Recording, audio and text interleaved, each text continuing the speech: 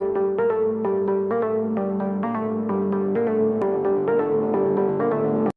dear students, welcome to my YouTube channel PCM Classes. My name is Pranshu Agarwal. जैसा कि आपको last video में lecture publishing schedule मिल गया होगा कि PCM क्लासेज पर किस तरीके से किस समय कौन सा लेक्चर पब्लिश होगा. अगर आपने वो वीडियो नहीं देखी है तो उसका डिस्क्रिप्शन आपको आई लिंक में मिल जाएगा. आप वहां से जाकर के आप हमारा लेक्चर पब्लिशिंग शेड्यूल देख सकते हैं. तो स्टूडेंट्स, अभी इस समय हमारा नीट का लेक्चर पब्लिश करने का समय है, तो हम नीट का लेक्चर स्टार्ट करते हैं. आज ये हमारा नीट का फर्स्ट लेक्चर है, नीट लेक्चर 1.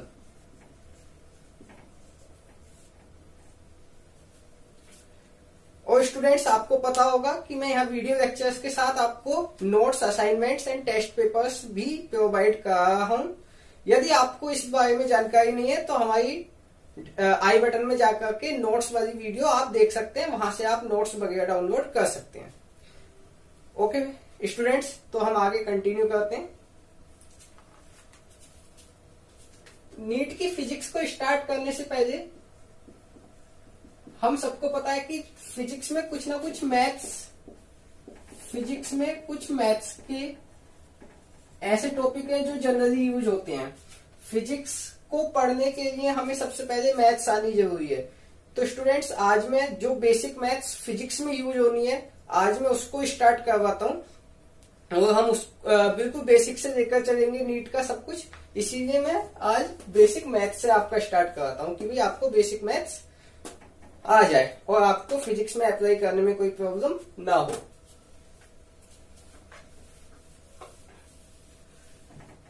तो जो सबसे पहला मैथ्स का जो चीज है कि भाई जो फिजिक्स में लगभग यूज होती है वो है क्वाड्रेटिक इक्वेशन. जब आप फिजिक्स का कोई न्यूमेरिकल कर रहे होते हैं तो कुछ जैसे फॉर एग्जांपल आप मोशन का कोई यूज कर न्यूमेरिकल सोल्व कर रहे होते हैं और उसमें फॉर्मूला लगाना होता है S = UT + ½ AT². तो स्टूडेंट्स, यहाँ आपका स्क्वायर आ जाता है. अगर यहाँ स्क्वायर आ गया और एक और ऐसी इक्वेशन बन गई, जैसे मान लो यहाँ S1 U1 T1 A1 T1², इसको ऐसे मान सकते हैं S1. ये S2 = UT2 + ½ AT². यहाँ दो वेरिएबल है, दो इक्वेशन है, आप दोनों को सोल्व करना है. लेकिन दिक्कत क्या है, दोनों क्वाड्रेटिक इक्वेशंस हैं. तो अब ये कैसे सोल्व होंगी? क्वाड्रेटिक इक्वेशन के मेथड से सोल्व होंगी. तो डियर स्टूडेंट्स, यहाँ पर हमें क्वाड्रेटिक इक्वेशन को सोल्व करना सीखना है.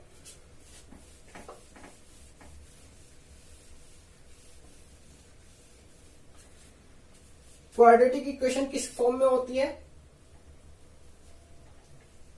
ax² + bx + c = 0. कुछ इस तरीके से आपकी क्वाड्रेटिक इक्वेशन गिवन होती है. यहां हमें अगर x की वैल्यू निकालनी है,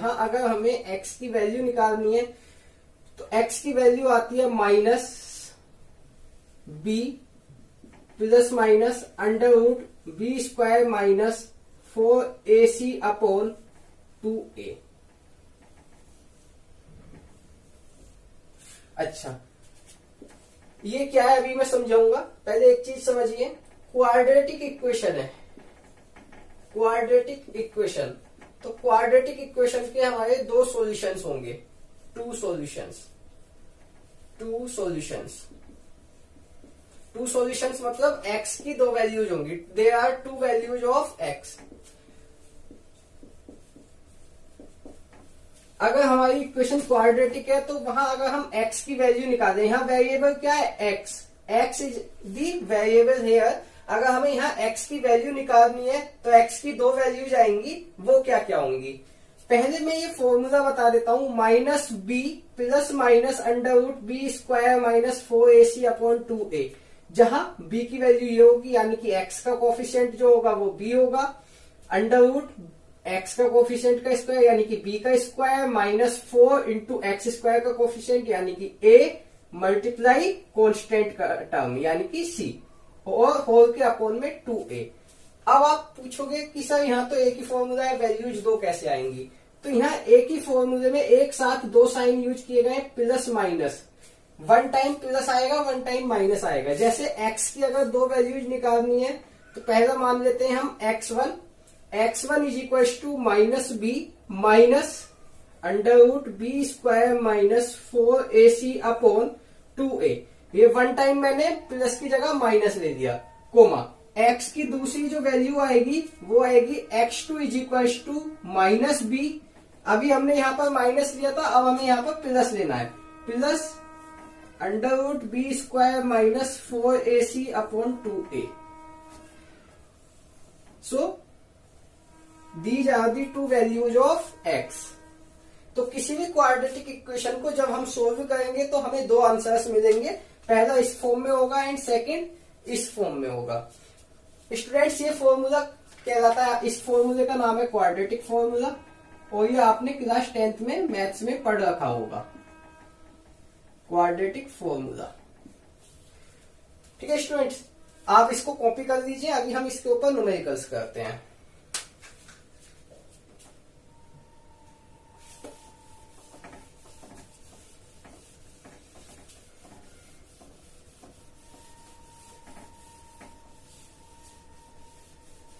इस वीडियो के डिस्क्रिप्शन में जो आपको पीडीएफ मिलेगी उसमें ये सब फॉर्मूलेज होंगे। एक पीडीएफ होगी आपके इन सब के फॉर्मूला की, जो भी बेसिक मैथ्स के फॉर्मूला फिजिक्स में यूज होने वो सब फॉर्मूला लिखे होंगे उसमें। एंड सेकंड जो आपको शीट मिलेगी उसमें इन सब फॉर्मूला के ऊपर न्यूमेरिकल्स होंगे। तो डियर स्टूडेंट्स, आप डिस्क्रिप्शन के लिंक में जाकर के वो दोनों पीडीएफ डाउनलोड कर सकते हैं और फॉर्मूला को याद करके न्यूमेरिकल्स वाली डीपीपी या शीट कह लीजिए आप, उसको सोल्व कर सकते हैं। ठीक है स्टूडेंट्स, जो शीट मैं आज दूंगा वो कल वाले लेक्चर में हम यहाँ सोल्व करेंगे, लेकिन उससे पहले आपको अपने होमवर्क में सोल्व करके देखनी है एक बार कि कितना आपको समझ आया या नहीं आया। ओके, तो आगे चलते हैं। अभी जो मैंने फॉर्मूला लिखवाया उसके ऊपर एक दो न्यूमेरिकल्स हम देख लेते हैं।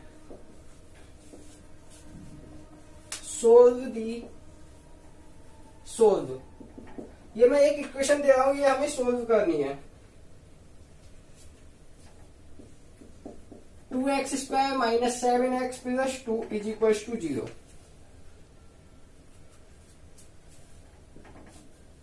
यहां पर हमें सोल्व करना है, यानी कि x की वैल्यू को निकालना है। देखते हैं कैसे सोल्व करेंगे। हमें क्या पता है कि भाई x इज इक्वल टू, अगर मैं इसको कंपेयर करूं ax square plus bx plus c से, क्या लिखेंगे? ऑन कंपेयरिंग विद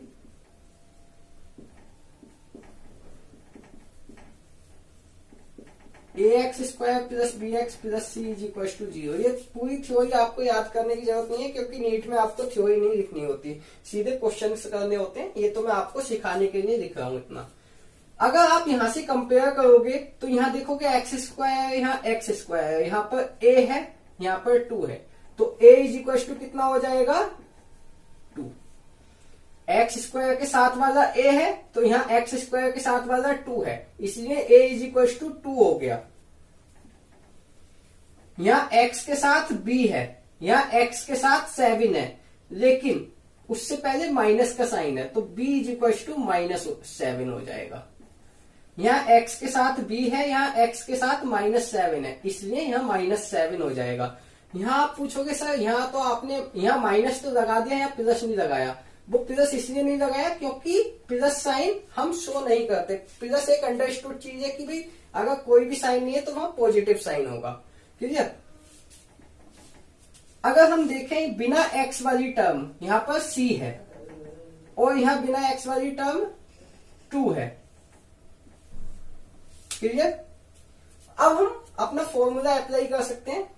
क्या लिखेंगे? By quadratic formula, by quadratic formula x is equal to, क्या था फॉर्मूला? आप अपने आप रिमाइंड कीजिए, -b plus minus under root B square minus 4ac upon 2a। x is equal to minus B कितना है? माइनस, और b कितना है? -7। माइनस की वैल्यू को हमेशा ब्रैकेट के अंदर पुट करते हैं, इसलिए यहां पर मैंने ब्रैकेट लिया है। Plus minus under root B square यानी कि -7 का स्क्वायर माइनस 4 इंटू ए की वैल्यू है 2 इंटू सी की वैल्यू है 2 upon 2 into A is 2। So x is equal to, यहां से अगर हम सोल्व करें माइनस माइनस प्लस हो जाएगा, +7 प्लस माइनस अंडर रूट 7 का स्क्वायर 49। ये माइनस साइन हट जाएगा क्योंकि स्क्वायर में माइनस साइन हट जाता है। 49 माइनस 2 2 जा 4 4 जा 16 अपॉन 2 2 जा 8। यहां से अगर मैं सोल्व करूं x is equal to 7 plus minus 49 minus 16, देखते हैं 9 माइनस 6 3 एंड 4 माइनस 1 3 अपॉन 8। अब यहां पर x की दो वैल्यूज क्या होंगी, x1 is equal to 7, 1 time plus ले लो तो 7 plus under root 33 upon 8 and x2 दूसरी वैल्यू के साथ यहां प्लस की जगह माइनस ले सकते हैं, 7 माइनस रूट 33 अपॉन 8। ये आपको पता तो लग गया होगा कि मैं दो साइन क्यों ले रहा हूं, क्योंकि फॉर्मूले में यहाँ पर प्लस और माइनस है। इसका मतलब होता है एक बार प्लस लेना है आपको, एक बार माइनस लेना है।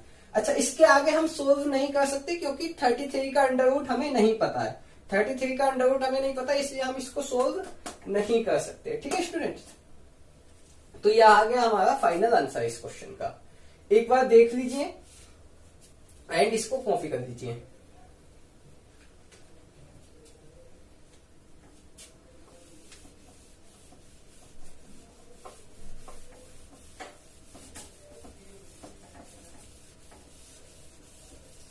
अब इसी टॉपिक के ऊपर एक और न्यूमेरिकल में करता हूं। एक बार आप न्यूमेरिकल में लिख देता हूं, आप वीडियो को पॉज करके एक बार अपने आप से करके देखो। अगर नहीं होता है तो फिर मेरा वीडियो सॉल्यूशन देखना और बाद में आंसर मैच करना। X square plus X minus 2 is equal to 0। X square plus X minus 2 is equal to 0। इसमें हमें फाइंड करना है एक्स की वैल्यू को। तो सिंपली हम किससे कंपेयर करेंगे, A X square plus B X plus C से इज इक्वल टू 0। तो ऑन कंपेयरिंग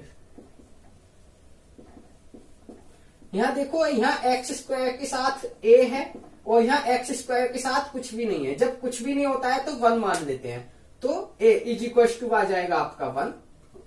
यहां एक्स स्क्वायर के साथ ए है तो ए, और एक्स स्क्वायर के साथ यहाँ कुछ भी नहीं है तो हम मल्टीप्लाई में 1 मान सकते हैं क्योंकि सबकी मल्टीप्लाई 1 से होती है।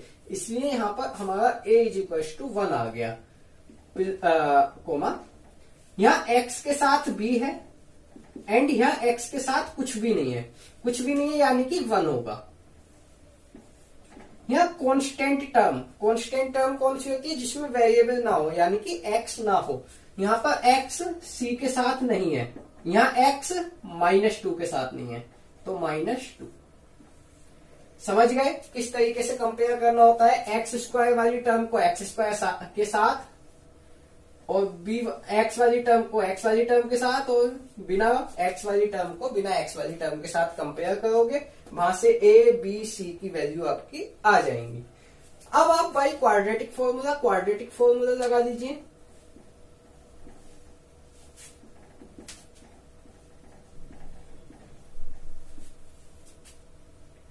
x is equal to minus B plus minus under root B square minus 4ac upon 2a। Hence x is equal to minus B यानी कि -1 plus minus under root B square यानी कि 1 का square minus 4 into a, what is A 1, and c is -2, तो c is -2 upon 2a, 2 into 1। So x is equals to -1 as it is plus minus under root 1 का square 1 minus 4 into 1 1, वो 4 बन जा 4, and -2 से multiply होगा तो -8 हो जाएगा मल्टीप्लाई करने के बाद, अपॉन 2 बन जा 2। यहां से अगर हम x की वैल्यू देखें तो -1 plus minus under root minus minus 1 minus minus plus, तो 1 plus 8 upon 2। Hence x is equal to -1 plus minus under root 9 upon 2। Under root 9 की वैल्यू हमें पता होती है 3 अपॉन 2। ये तो आ गई कॉमन x की वैल्यू। अगर x की फर्स्ट वैल्यू मुझे निकालनी है तो x1 इज इक्वल टू कितना हो जाएगा, -1, एक बार प्लस ले लो आप, एंड x2 की वैल्यू होगी, इस बार प्लस लिया था तो अब की आपको माइनस लेना पड़ेगा। यहां क्या होगा 3 - 1 2 upon 2, x2 is equal to -4 upon 2। इसको सोल्व करेंगे, यहाँ x इज इक्वल टू 1 आ जाएगा, यहाँ x2 इज इक्वल टू -2 आ जाएगा। ये सोल्व करना आपको आता होगा, शायद विजिबल ना हो तो यहां से मैंने ये अगर आपको विजिबल ना हो रहा हो तो मैं यहां सोल्व कर देता हूं। x1 -1 प्लस 3 कितना होगा 2 upon 2। x2 -1 minus 3, minus minus plus हो जाएगा, यानी कि माइनस के 4 अपॉन 2। तो x1 आ जाएगा 1 एंड x2 आपका आ जाएगा -2। Clear students?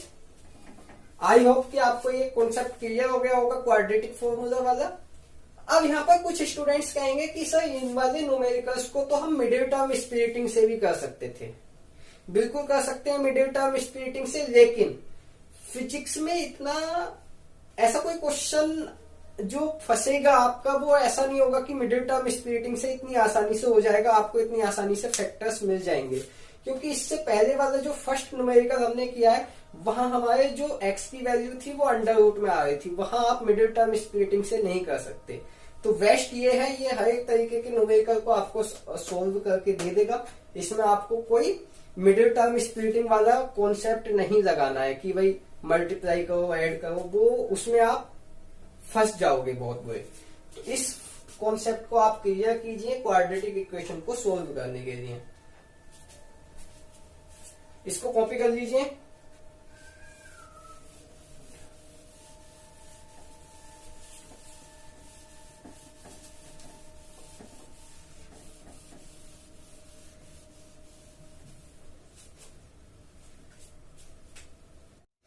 तो स्टूडेंट्स क्वाड्रेटिक फॉर्मूला हमने सीखा है अभी। अब हमें सीखना है यहाँ पर ग्राफ्स। थोड़ा सा हम फिजिक्स में ग्राफ्स के बारे में सीखेंगे, क्योंकि फिजिक्स में ग्राफ्स का बहुत ज्यादा यूज है और हमें बहुत ज्यादा चीजें समझ नहीं आती हैं ग्राफ्स में। क्योंकि हमें जो ग्राफ का बेसिक पढ़ाया जाता है वो मैथ्स में पढ़ाया जाता है, लेकिन नीट वालों के पास मैथ्स नहीं होती, इसलिए मैं थोड़ा सा ग्राफ्स का आपको बता देता हूँ। सबसे पहले ग्राफ होता क्या है और उसका काम क्या होता है ग्राफ का। तो ग्राफ में भी straight line, curved or of any shape or of any shape which shows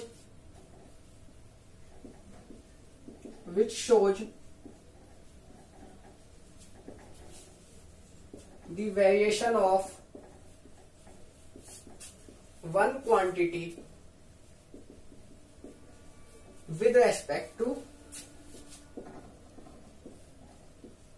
another quantity with respect to another quantity। Students graph की अगर हम डेफिनेशन को देखें तो ग्राफ क्या है। ग्राफ एक स्ट्रेट लाइन भी हो सकता है, कर्व भी हो सकता है और किसी और शेप का भी हो सकता है। ग्राफ का काम क्या होता है, ये एक क्वांटिटी का वेरिएशन दिखाता है दूसरी क्वांटिटी के रेस्पेक्ट में। जैसे 7th 8th में आपने पढ़ा होगा कि भाई इधर हम व्हीकल सेल लिख लें, व्हीकल सेल, इधर मंथ से लिख लेते हैं। तो हम ग्राफ बनाते हैं कि भाई जनवरी के मंथ में कितनी सेल हुई। जो व्हीकल है हमारे, मान लो बाइक मान लो, बनाते थे कुछ इस तरीके से ग्राफ। हमें गिवन डेटा होता था कि भाई जनवरी में 50 बाइक सेल हुई है, फरवरी में 60 हुई है, मई में 70 हुई है। तो क्या करते थे, यहाँ लिखते थे जनवरी, यहाँ लिखते थे फरवरी, यहाँ लिखते थे मार्च में, और बीच में बहुत सारे मंथ होते थे, वो उसका डेटा हमें पता है लेकिन यहाँ हमने शो नहीं किया। फॉर एग्जाम्पल यहाँ मान लीजिए, यहाँ आपका 10, 20, 30, 40, 50, 60, 70 है ना। जनवरी में 50 सेल हुई, तो जनवरी के सामने 50, फरवरी में 60 एंड मई में 70। तो आपका ग्राफ कुछ इस तरीके से आता था। ये क्या शो कर रहा है हमें कि भाई मंथ्स के साथ जैसे जैसे मंथ्स बढ़ रहे हैं वैसे वैसे हमारी बाइक की सेलिंग बढ़ रही है या घट रही है, या किस प्रोपोर्शन में बढ़ रही है या किस प्रोपोर्शन में घट रही है। यानी कि variation of one quantity with respect to other quantity ही ये ग्राफ शो कर रहा है। क्लियर। तो ग्राफ का काम ही ये होता है कि एक क्वांटिटी के रेस्पेक्ट में दूसरी क्वांटिटी का वेरिएशन बताए हमें कि अगर एक क्वांटिटी बढ़ेगी या एक क्वांटिटी घटेगी तो दूसरी क्वांटिटी पर क्या इफेक्ट आएगा, वो बताता है हमें ग्राफ। अच्छा, ग्राफ का यूज क्यों होता है, वो चीज तो हम टेबल बनाकर भी कर सकते हैं। तो ग्राफ का इंपोर्टेंस ये है कि भाई टेबल, अगर आपने टेबल बना करके डेटा को रिप्रेजेंट किया है तो टेबल को पढ़ने में टाइम लग जाता है, पूरा एक एक लाइन हमें टेबल की पढ़नी पड़ेगी। लेकिन अगर हमने ग्राफ बना करके दे दिया किसी को, तो जो भी समझने वाला है, जिसे भी हम समझाना चाहते हैं, वो एक नजर ग्राफ को देखेगा और पल भर में वो उसको एनालाइज कर देगा। तो ये इंपॉर्टेंस होता है ग्राफ का कि भाई ग्राफ में एनालिसिस का टाइम बहुत कम होता है। जैसे आप किसी को कुछ चीज समझाना चाहते हो, कोई एनालिसिस समझाना चाहते हो पूरी अपनी 1 ईयर की, तो आप अगर टेबल बना करके दोगे 1 ईयर का, तो बहुत लंबा चौड़ा सा टेबल बनेगा और जिसे आप समझाना चाहते हो उसको वो पूरी टेबल पढ़नी पड़ेगी। लेकिन अगर आपने अपनी एनालिसिस के ग्राफ बना लिए तो आप जिसको भी समझाना चाहते हो वो एक एक नजर सभी ग्राफ्स को देखेगा और पल भर में समझ जाएगा कि आपकी परफॉर्मेंस का क्या है। ठीक है, तो ये यूज होता है ग्राफ का। अब ग्राफ में हमें पढ़ना क्या है वो देखते हैं। ये डेफिनेशन मैंने आपको वैसे ही बता दी, बट ये कहीं पूछी नहीं जाती है। इसमें क्या रहता है आपका कि भाई 2 चीजें होती है ग्राफ में। सबसे पहले तो जो फिजिक्स में यूज होना है ग्राफ, उसमें 2 चीजें होती हैं। Number 1 slope and number 2 is area under the curve. Area under the curve, ये 2 चीजें होती हैं जो हमें बहुत ज्यादा परेशान करती हैं और नीट में बहुत ज्यादा पूछी भी जाती हैं ये दोनों चीजें। स्लोप, अगर हमें ग्राफ से किसी भी क्वांटिटी को निकालना है, मेजर करना है, फाइंड आउट करना है, तो हम या तो स्लोप निकालेंगे या उसका एरिया अंडर दी कर्व निकालेंगे। जैसे मोशन वाले चैप्टर में आपको बहुत सारे ग्राफ मिलने हैं, बट ग्राफ से अगर कोई भी कैलकुलेशन आपको करनी है तो वहां या तो स्लोप निकालोगे आप या एरिया अंडर दी कर्व निकालोगे, उससे अलग आपको कुछ नहीं करना होता। अब सबसे पहले देखते हैं स्लोप क्या होती है। स्लोप का अगर मैं हिंदी मीनिंग बताऊं तो होता है ढाल। स्लोप का हिंदी मीनिंग होता है ढाल। ढाल का मतलब है, ढाल का मतलब हम कह सकते हैं इंक्लिनेशन। इंक्लाइनेशन, इंक्लाइनेशन यानी कि ये बताइए किस, ये ए लाइन है, ये बी लाइन है, किसका इंक्लिनेशन ज्यादा है। इंक्लिनेशन मतलब ढाल, एक तरीके से नीचे को। अच्छा, स्लोप आप देखिए किसकी स्लोप ज्यादा होगी, तो आप ऐसा भी एज्यूम कर सकते हैं, आपने यहाँ पर कोई ऑब्जेक्ट रखा, आपने यहाँ पर कोई ऑब्जेक्ट रखा, ऑब्जेक्ट के गिरने के चांसेस, नीचे की तरफ गिरने के चांसेस किसमें ज्यादा है। मुझे लगता है ए वाले में वो जल्दी ही गिर जाएगा, क्योंकि यहाँ पर ढाल एकदम से नीचे की तरफ है। तो जहां ढाल ज्यादा होगा वहां उसकी स्लोप ज्यादा होगी। ढाल ज्यादा मतलब स्लोप ज्यादा, यानी कि इंक्लिनेशन। समझ रहे हो? उसका मतलब क्या है, जैसे मान लीजिए ये θ1 है आपका और ये ऊपर वाला θ2 है पूरा ये, तो यहां पर θ1 छोटा है, θ2 बड़ा है, यानी कि ए वाले का जो ढाल है वो कुछ ज्यादा है नीचे की तरफ। हम स्लोप निकालने के लिए ढाल देखते हैं कि भाई नीचे की तरफ जो हम यहाँ पर अगर ऑब्जेक्ट रख दें तो नीचे की तरफ ऑब्जेक्ट कहाँ जल्दी गिर जाएगा, किसका ढाल ज्यादा है, तो ए वाले का ढाल ज्यादा है। इसका मतलब हम कह सकते हैं कि slope of A is greater then, अच्छा θ1 जो है बी वाले का है, सॉरी θ1 तो बी वाले का है, तो हम लिखेंगे slope of B is less than slope of A. Clear? ये कैसे मैंने देखा, पहली बात तो आप यहां से थीटा से ही देख सकते हो कि भाई यहां से अगर थीटा बड़ा है तो एकदम से ढाल नीचे की तरफ ज्यादा हो रहा होगा। अगर आप वैसे भी नहीं देख पाए तो आप एज्यूम कर दो यहाँ आपने ऑब्जेक्ट रखा, यहाँ आपने ऑब्जेक्ट रखा, यहाँ ऑब्जेक्ट धीरे धीरे गिरेगा नीचे की तरफ क्योंकि यहाँ ढाल कम है, लेकिन यहाँ ढाल एकदम से नीचे की तरफ चला गया है, तो यहाँ एकदम से ऑब्जेक्ट आपका गिर जाएगा। ठीक है? फिर भी अगर आप नहीं समझ रहे तो आप ऐसा समझ सकते हैं कि ये जो एंगल होता है, this one angle and this one angle, जिसको मैंने θ1 एंड θ2 माना है, जो एंगल ज्यादा होगा, जो एंगल बड़ा होगा, लार्जर दी एंगल, लार्जर दी एंगल ग्रेटर दी स्लोप, स्लोप उतनी ही ज्यादा होगी, स्लोप उतनी ही ज्यादा होगी। क्लियर? सो स्टूडेंट्स, अगर if theta is greater then slope is also greater, but this condition is applied till, ये कंडीशन जब तक अप्लाई होगी जब तक थीटा 90 डिग्री से छोटा है। लेकिन अगर थीटा 90 से बड़ा हुआ, if theta is greater then 90, if theta is greater then 90, ये वाला जो थीटा है ये अगर बढ़ते बढ़ते 90 से बड़ा हो गया तो इसका अपोजिट हो जाएगा स्मॉलर दी एंगल लार्जर दी स्लोप या ग्रेटर दी स्लोप, ग्रेटर दी स्लोप।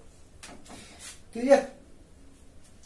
अगर ये वाला थीटा जैसे यहां पर है, ये थीटा अभी 90 से छोटा है, 90 से छोटा है मतलब लगभग 60-75 के आसपास होगा, तो जो बड़ा एंगल होगा उसकी स्लोप ज्यादा होगी। लेकिन कभी सपोज करो ये this one and this one, ये ए डैश ये बी डैश, लेकिन अब इसके जो एंगल हो गए वो 90 से ज्यादा हो गए, तो अब जिसका एंगल ज्यादा होगा उसकी स्लोप कम होगी। आप देख भी सकते हो बी वाले का एंगल ज्यादा है, ये एंगल ज्यादा है, लेकिन इसका ढाल कम है इसके मुकाबले।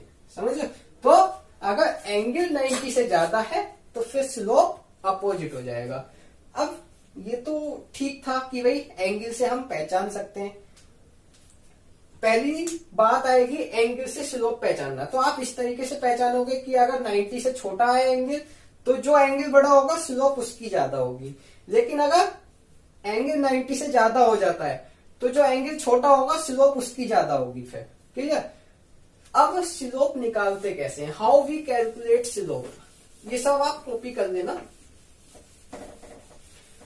How we calculate the slope, slope किस तरीके से हम कैलकुलेट करते हैं, तो आपने क्लास 10th में ट्रिग्नोमेट्री तो पढ़ी होगी, इसको भी मैं इरेज करके दोबारा ही बना देता हूं।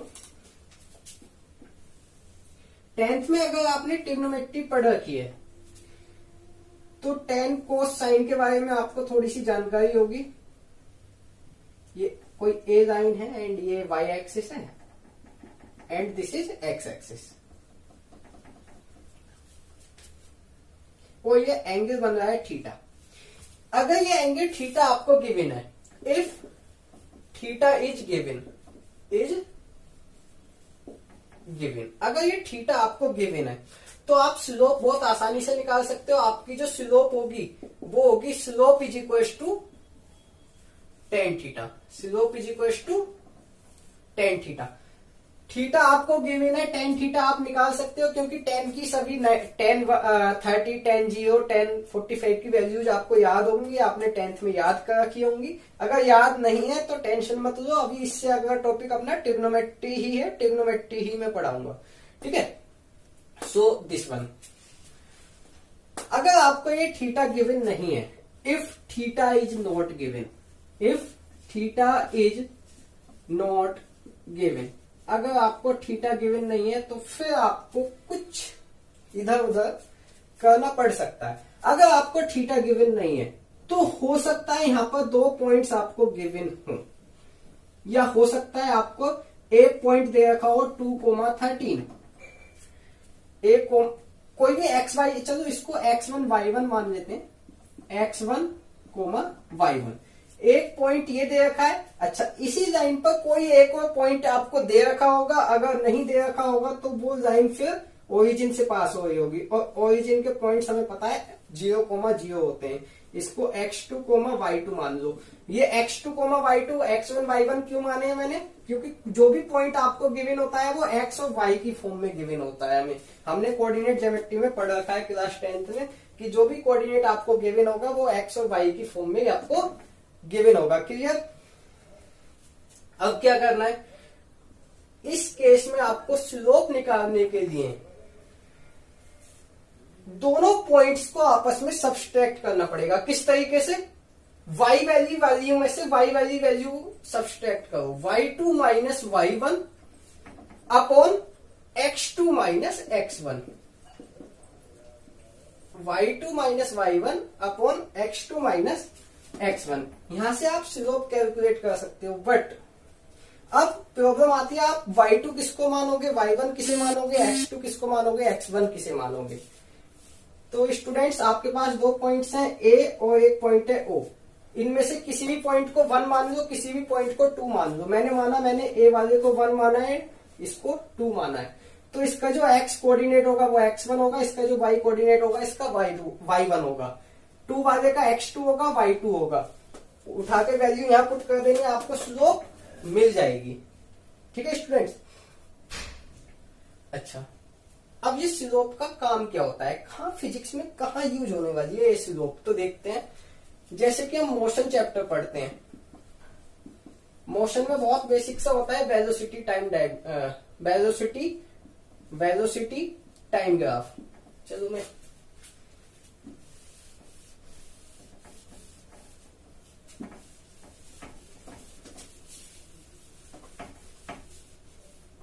मोशन में होता है velocity time graph, velocity time graph. Velocity time graph में क्या होता है, अक्सर मैक्सिमम टाइम आपकी वेलोसिटी इस एक्सिस पर गिवन होती है, वेलोसिटी आपकी इस एक्सिस पर गिवन होती है एंड टाइम इस एक्सिस पर गिवन होता है। और आपको एक ये A है और ये B है, A B।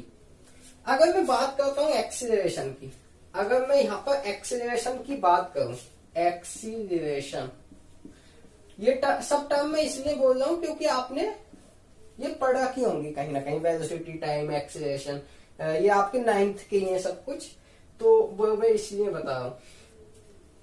Acceleration is equal to क्या होता है, v minus you upon T, या इसको हम ऐसे भी लिख सकते हैं v1 minus v2 upon t1 minus t2। v1 minus v2 यानी कि y एक्सिस पर 2 पॉइंट होंगे और t1 माइनस t2 ये कोई टाइम एक्सिस पर होगा। आप देख सकते हो, इसका मतलब ये सीधे सीधे इस वाली फॉर्म से लाई कर रहा है, तो इसलिए मुझे x, अच्छा इसका मतलब एक और भी है कि हम कह सकते हैं कि acceleration a is equal to y axis upon x axis, ऐसा भी कह सकते हैं, y axis upon x axis. Y क्योंकि ऊपर क्या है, वह वाई एक्सिस वाली क्वांटिटी है, नीचे हमारी एक्स एक्सिस वाली क्वांटिटी है, इसलिए acceleration is equal to y axis upon x axis हो जाएगा। जहां से हम कह सकते हैं कि जो अगर हमें वेलोसिटी टाइम ग्राफ से एक्सेलरेशन कैलकुलेट करना है तो हम उसकी स्लोप कैलकुलेट कर दें, हमारा एक्सेलरेशन ऑटोमेटिकली आ जाएगा। ठीक है, ये मैंने एक एग्जांपल दिया है कि स्लोप वगैरह कैसे यूज होनी है फिजिक्स में। तो इस तरीके से आपकी स्लोप्स यूज होनी है कि भाई आप क्या करो, एक्सेलरेशन फाइंड आउट करना है, एक्सेलरेशन का फॉर्मूला लिखो, देखो ऊपर क्या क्वांटिटी आ रही है, वेलोसिटी, जो कि वाई एक्सिस पर लाई कर रही है, तो वाई एक्सिस अपॉन नीचे क्या क्वांटिटी है, टाइम, टाइम कहाँ लाई कर रही है, एक्स एक्सिस पर, और इसको ही हम क्या बोलते हैं, स्लोप बोलते हैं कि नहीं बोलते, y1 minus y2 upon x1 minus x2 या y2 minus y1 upon x2 minus x1, इस सबको क्या बोलते हैं, स्लोप। तो इसीलिए अगर मुझे वेलोसिटी टाइम ग्राफ से एक्सेलरेशन कैलकुलेट करना होता है तो मैं स्लोप कैलकुलेट करता हूँ। ये एक जस्ट एग्जाम्पल था कि भाई आपका स्लोप किस तरीके से फिजिक्स में यूज होगा। अभी इसका बहुत ज्यादा जो डीप में बताऊंगा वो मोशन चैप्टर में पढ़ेंगे कि भाई वेलोसिटी टाइम ग्राफ से क्या क्या चीजें कैलकुलेट कर सकते हैं, किस तरीके से कर सकते हैं, एंड न्यूमेरिकल्स वगैरह, वो सब मैं आपको बता दूंगा। ठीक है, चलो ये तो हो गया स्लोप का कि भाई हमारी स्लोप किस। अच्छा, एक चीज और पूछी जाती है इसमें कि आप ये बता दीजिए कि किसका एक्सीलरेशन ज्यादा होगा, विच हैज ग्रेटर एक्सीलरेशन, ए और बी, ए या बी में से किसके पास ज्यादा एक्सीलरेशन होगा। तो आप देख सकते हो जिसकी स्लोप ज्यादा होगी, अच्छा एक्सीलरेशन क्या था अभी, एक्सीलरेशन इज इक्वल टू था स्लोप, जिसकी स्लोप ज्यादा उसका एक्सीलरेशन ज्यादा, किसकी स्लोप ज्यादा, आप देख सकते हो ये θ1 ये θ2, एंगल अभी 90 से छोटा है, एंगल अभी 90 से छोटा है, एंड θ2 बड़ा है। एंगल जब 90 से छोटा होता है, जब एंगल 90 से छोटा होता है तो जब थीटा बड़ा होगा, अगर हमारा एंगल 90 से छोटा है तो जिस लाइन का एंगल ज्यादा होगा उसी लाइन की स्लोप ज्यादा होगी। तो किस लाइन का एंगल ज्यादा है, θ2 वाला ज्यादा है, θ2 ज्यादा है θ1 से, तो स्लोप किसकी ज्यादा होगी, जिस पर θ2 बन रहा है, θ2 बन रहा है बी पर, तो स्लोप ऑफ बी ज्यादा होगी स्लोप ऑफ ए के मुकाबले, और स्लोप ऑफ बी ज्यादा है तो एक्सेलरेशन किसका ज्यादा होगा, acceleration of B is greater than acceleration of A. तो स्टूडेंट्स ये वाले क्वेश्चंस आप देख करके नहीं हो पाते होंगे पहले, लेकिन अगर आप स्लोप का कॉन्सेप्ट सीख जाओगे तो ये न्यूमेरिकल्स भी आपके बहुत आसानी से हो जाएंगे मोशन वाले चैप्टर में। ठीक है, बाकी के इस टाइप के न्यूमेरिकल्स में मोशन वाले चैप्टर में कराऊंगा। यहाँ तो बस मैंने एक एग्जांपल दिया था आपको कि भाई स्लोप इस तरीके से यूज की जा सकती है। अब बात आती है एरिया अंडर द कर्व की। अब बात आती है एरिया अंडर द कर्व कि भाई हमारा एरिया अंडर द कर्व किस तरीके से हमें कैलकुलेट करना होता है और किस तरीके से ये यूज होता है।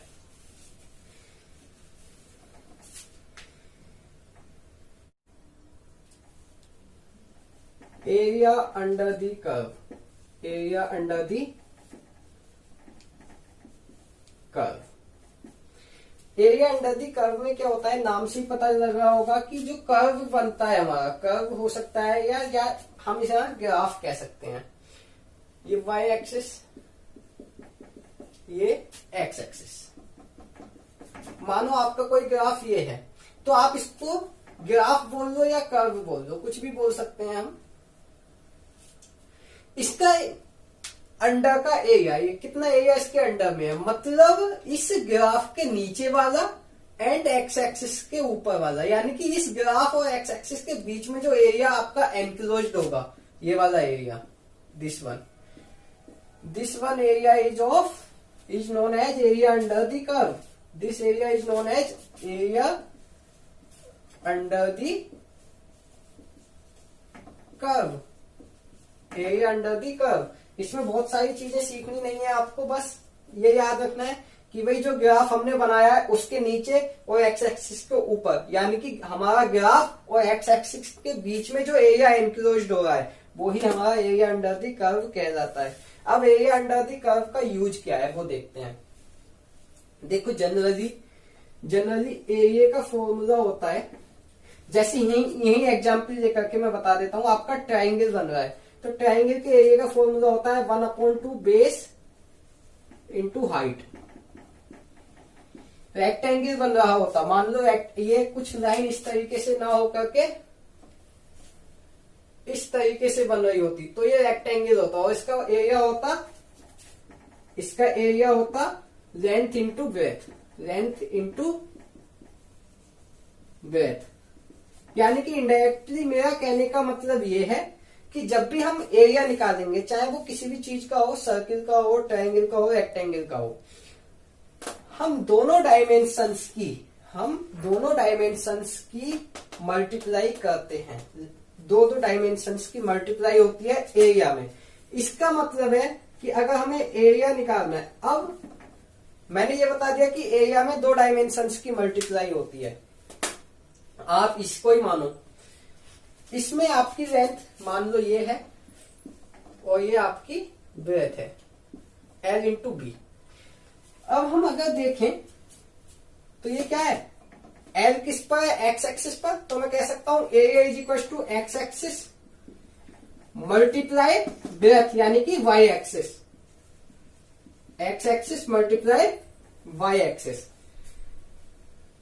तो कहीं भी अगर इस तरीके का कोई कॉन्सेप्ट आता है कि भाई एक्स एक्सिस मल्टीप्लाई हो रहा हो वाई एक्सिस से, तो वहां हमें एरिया अंडर द कर्व निकालना होता है। किस तरीके से देखते हैं, एक एग्जांपल ले लेते हैं मोशन चैप्टर का, वहां से आपको चीज क्लियर होगी। ये आपका वेलोसिटी है और ये आपका टाइम है और ये मैंने आपका ग्राफ बना दिया। अब आपसे पूछा जाए calculate displacement covered by A, आपसे पूछा जाए calculate the displacement covered by A के द्वारा डिस्प्लेसमेंट कवर किया गया, कितना डिस्टेंस कवर किया गया ये हमें बताना है। तो हम कैसे बताएंगे कि भाई डिस्प्लेसमेंट इज इक्वल टू क्या होता है, डिस्प्लेसमेंट इज इक्वल टू होता है वेलोसिटी इंटू टाइम। बोल दो यस और नो। आपको पता है displacement is equal to velocity upon time होता है, वो इंटू टाइम होता है। ये तो बहुत जनरल सा फॉर्मूला है, आप सबको याद होगा, 9th से आप पढ़ते आए हो इस फॉर्मूले को। तो डिस्प्लेसमेंट यानी कि s is equal to velocity कहां लाई कर रही है, वाई एक्सिस पर, तो हम कह सकते हैं कि वाई एक्सिस मल्टीप्लाई टाइम कहां लाई कर रहा है, एक्स एक्सिस पर। देखो डिस्प्लेसमेंट निकालने के लिए हमें दोनों एक्सिस की आपस में मल्टीप्लाई करनी पड़ रही है। इसका मतलब क्या है, और मल्टीप्लाई कहां होती है, जब एरिया निकालते हैं। इसका मतलब है कि अगर मुझे वेलोसिटी टाइम ग्राफ से डिस्प्लेसमेंट निकालना है, वेलोसिटी टाइम ग्राफ का यूज करके डिस्प्लेसमेंट निकालना है, तो डिस्प्लेसमेंट इज इक्वल टू होता है एरिया अंडर द कर्व। यहां से विजिबल शायद ना हो आपको, तो मैं ऊपर लिख देता हूं।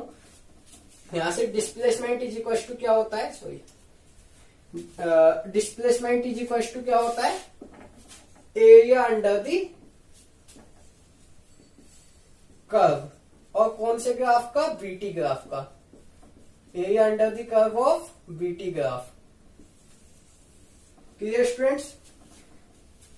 क्यों, क्योंकि यहां हमारी दोनों एक्सिस की हमें मल्टीप्लाई करनी पड़ी है। अब आप एक कॉमन रिलेशन देखो, जहां दोनों एक्सिस की मल्टीप्लाई करनी पड़ेगी हमें, देखो ग्राफ का यूज करके जो भी क्वांटिटी हमें निकालनी है, पहले उस क्वांटिटी का जनरली फॉर्मूला लिख लो। जैसे मुझे यहां से डिस्प्लेसमेंट निकालना था, मैंने जनरली उसका अभी ग्राफ नहीं देखा, मैंने जनरली उसका फॉर्मूला लिखा।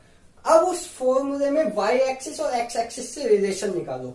तो देखो वेलोसिटी क्या है, वाई एक्सिस है, टाइम क्या है, एक्स एक्सिस है।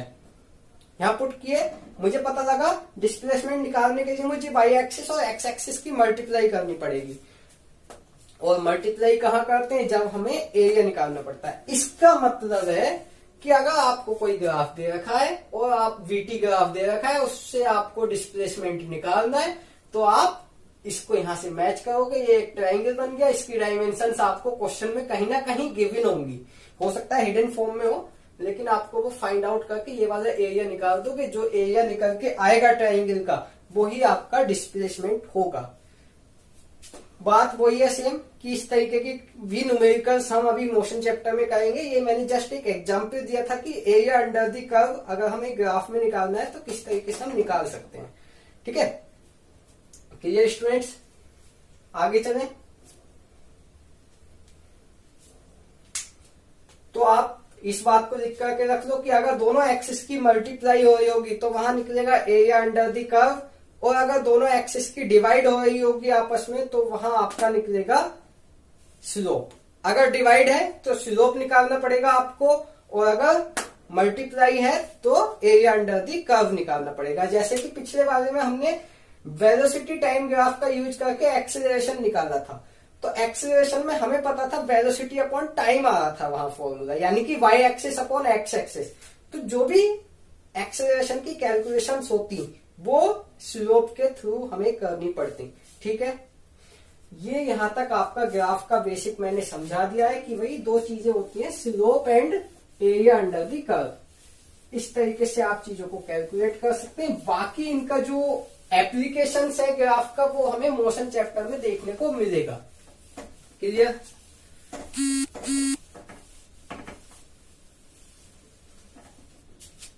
अपना नेक्स्ट टॉपिक है ट्रिगोनोमेट्री।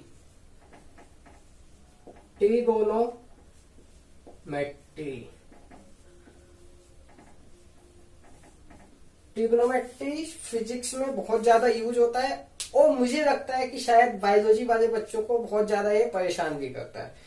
तो हम देखते हैं ट्रिगोनोमेट्री किस तरीके से हम आगे की तरफ बिल्कुल बेसिक से लेकर चलेंगे और आगे की तरफ पढ़ना स्टार्ट करेंगे। ओके, तो हमें पता है कि ट्रिगोनोमेट्री में हमारे 6 फंक्शंस होते हैं। There are 6 functions in trigonometry, 6 functions. Sine, cos, tan, cot, sec and cosec, ये हमारे 6 ट्रिग्नोमेट्री फंक्शंस होते हैं। इन 6 ट्रिग्नोमेट्री फंक्शंस को पढ़ने से पहले हम थोड़ा सा एक चीज देख लेते हैं कि हमें ट्रिग्नोमेट्री में पढ़ना क्या होता है। तो अगर हम ट्रिग्नोमेट्री वर्ड को ही देखें तो ये कहीं ना कहीं ट्रायंगल से निकल कर आई है। ट्रायंगल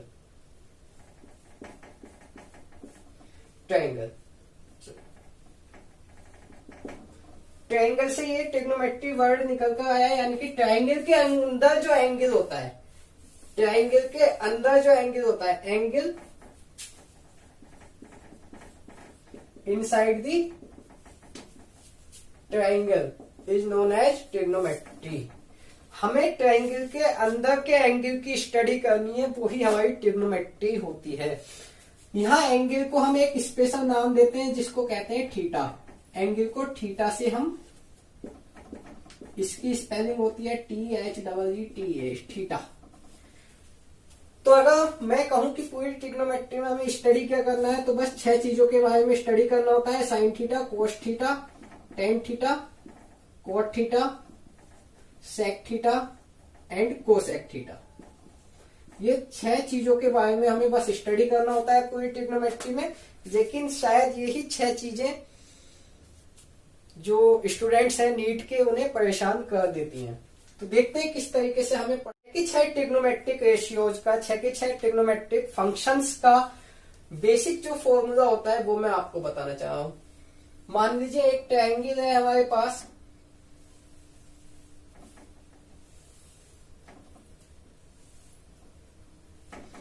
ए, बी एंड सी। ये हमारे ट्रायंगल की परपेंडिकुलर होती है, परपेंडिकुलर। ये हमारे हाइपोटेनियस होता है,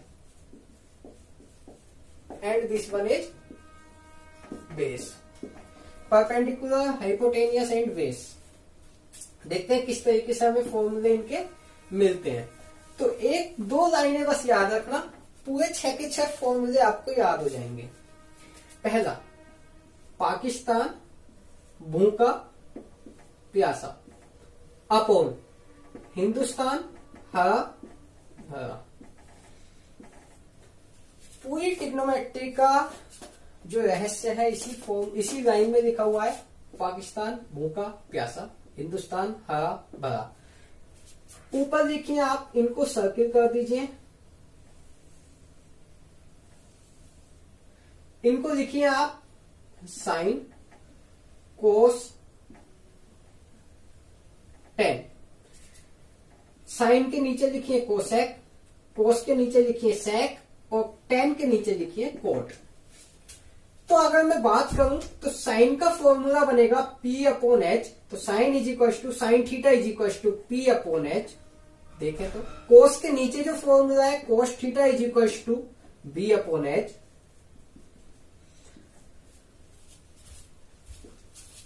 टेन के नीचे जो फॉर्मूला आपका बन रहा है वो बन रहा है P अपॉन बी। या अगर हम कोसेक को देखें, अब अगर हम कोसेक को देखते हैं, कोसेक थीटा, तो नीचे से देखेंगे क्या बनेगा H अपॉन पी। अब P अपॉन एच नहीं, H upon P, H upon P. Sec का फॉर्मूला होगा H अपॉन बी। कोट का फॉर्मूला होगा B अपॉन पी। कोट का फॉर्मूला होगा B अपॉन पी। ये 6 के 6 फॉर्मूले हमारे पास आ गए। इसका मतलब क्या है, P4 होता है परपेंडिकुलर, P4 होता है परपेंडिकुलर, H4 होता है हाइपोटेनियस, हाइपोटेनियस, एंड B4 होता है बेस, B4 बेस।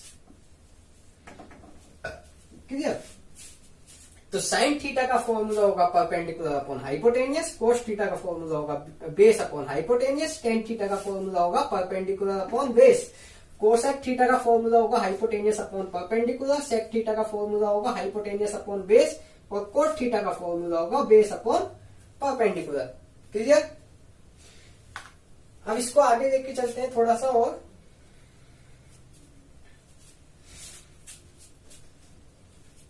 इतना बेसिक तो आपने पढ़ ही रखा होगा कि भाई अगर हमें ट्राइंगल की साइड्स दे रखी हैं तो आप साइन थीटा कोस थीटा निकाल सकते हैं। जैसे कि आप मान लीजिए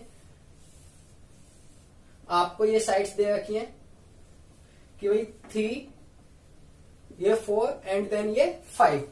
तो यहां से ये B, ये A, ये C। अगर आपसे साइन A पूछा जाए, साइन C पूछा जाए, साइन C क्या है, ये वाला। तो साइन C का फॉर्मूला क्या होता है, परपेंडिकुलर अपॉन हाइपोटेनियस। साइन का फॉर्मूला होता है परपेंडिकुलर अपॉन हाइपोटेनियस। परपेंडिकुलर क्या है इसके लिए 4, हाइपोटेनियस क्या है 5। तो 4 अपॉन 5 इज योर आंसर। लेकिन अगर आपसे साइन A पूछ ले तो क्या होगा, साइन A पूछ ले तो क्या होगा। साइन A का मतलब है ये वाला। अब साइन A पूछा है तो जो एंगल बनता है, सबसे पहले हमें अब ये जब एंगल नीचे की तरफ है तो हम परपेंडिकुलर, हाइपोटेनियस, बेस तीनों चीजें बहुत आसानी से पहचान लेते हैं। लेकिन अगर ऊपर की तरफ वाला एंगल हमसे पूछ ले तो फिर क्या करना होता है, हम देखते हैं हमारा जो कोई भी एंगल है वो दो चीजों के बीच में बना होता है, हाइपोटेनियस एंड बेस। और इन दोनों के अलावा जो तीसरी साइड बचती है, थर्ड साइड, वो आपकी परपेंडिकुलर कहलाती है, वो आपकी परपेंडिकुलर कहलाती है। अगर मैं ए एंगल की बात करूं तो मेरा ए एंगल इसके और इसके बीच में बन रहा है, तो ये अब ए एंगल के लिए बेस हो गया और ये अब हाइपोटेनियस, तो हाइपोटेनियस है ही, बट ये बेस से हटकर क्या परपेंडिकुलर हो गया। क्यों? क्योंकि ए एंगल इसके और इसके बीच में बन रहा है और जिसके बीच में बनता है वो बेस और हाइपोटेनियस होते हैं, थर्ड साइड आपकी परपेंडिकुलर होती है। तो अब आपको परपेंडिकुलर क्या लेना है, 3 अपॉन हाइपोटेनियस तो 5 है। तो sine A is equal to कितना हो जाएगा, 3 अपॉन 5। ये बात आपने 10th क्लास तक पढ़ रखी होगी, इसमें कोई बहुत ज्यादा चीजें नहीं है। क्लियर? आगे चलें, इसको कॉपी कर लीजिए। अगर आपने ये चीज भी नहीं पढ़ रखी है तो आप क्लास 10th की ट्रिग्नोमेट्री की बुक उठा करके पढ़ सकते हैं, वहां सब कुछ गिवन है, आप वहां से क्वेश्चंस अटेम्प्ट कर सकते हैं। वैसे क्वेश्चंस की शीट मैं भी दूंगा, डीपीपी आपको इस वीडियो के डिस्क्रिप्शन में प्रोवाइड होगी। क्लियर? देखते हैं आगे।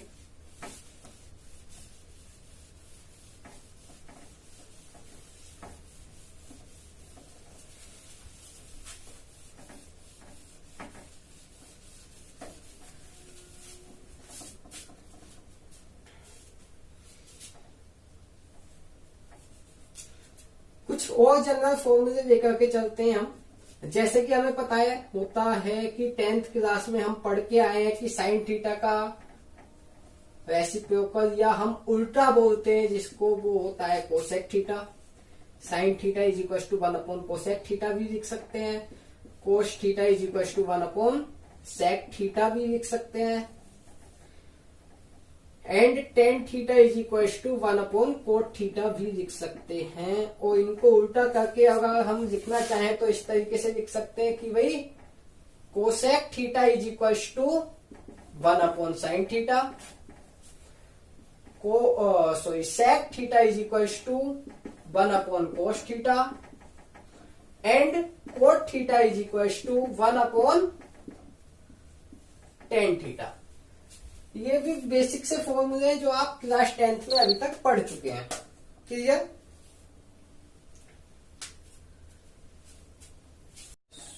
सो माय डियर स्टूडेंट्स, आपने क्लास 10th में 3 आइडेंटिटीज और पढ़ी होंगी। वो तीनों आइडेंटिटीज मैं आपको बता देता हूं। नंबर 1 आपने पढ़ी होगी sine square theta plus cos square theta is equal to 1। Second है sec square theta minus tan square theta is equal to 1। And third one is cosec square theta minus cot square theta is equal to 1।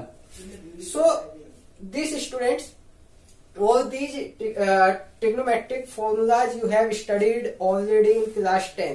आप class 10th में इन सब formulas को study कर चुके हो। इसमें बहुत ज्यादा आपने क्वेश्चंस भी प्रैक्टिस किए होंगे। एंड तो इसकी शीट, इन सभी फॉर्मूलाज के ऊपर न्यूमेरिकल्स की शीट वीडियो के डिस्क्रिप्शन में पीडीएफ में है। आप वहां से जाकर के डाउनलोड कर लीजिए एंड इसको अटेम्प्ट कीजिए, क्योंकि कल हम इसको, जो भी शीट मैं आपको प्रोवाइड कराऊंगा आज, कल हम उस शीट को डिस्कस करेंगे, उनके न्यूमेरिकल्स करेंगे। अगर आपने पहले से अटेम्प्ट कर रखी होगी तो हो सकता है आपको बहुत अच्छे से समझ आ जाए चीजें। एंड देन हम लास्ट में आगे की ट्रिग्नोमेट्री स्टार्ट करेंगे। आगे की ट्रिग्नोमेट्री अब हम जंप करेंगे क्लास 11th की ट्रिग्नोमेट्री पर, जो थोड़ी सी हाई लेवल की है। और मैं स्टूडेंट्स बता दूं, ये ट्रिग्नोमेट्री फिजिक्स में बहुत कम यूज होती है। जो फिजिक्स में ट्रिग्नोमेट्री यूज होती है वो क्लास 11th वाली ट्रिग्नोमेट्री है, जो हम कल डिस्कस करने वाले हैं। तो अगर आपको ट्रिग्नोमेट्री अच्छे से पढ़ना है, कल का लेक्चर मिस मत कीजिए and must be attend the lecture on tomorrow. Okay, thank you.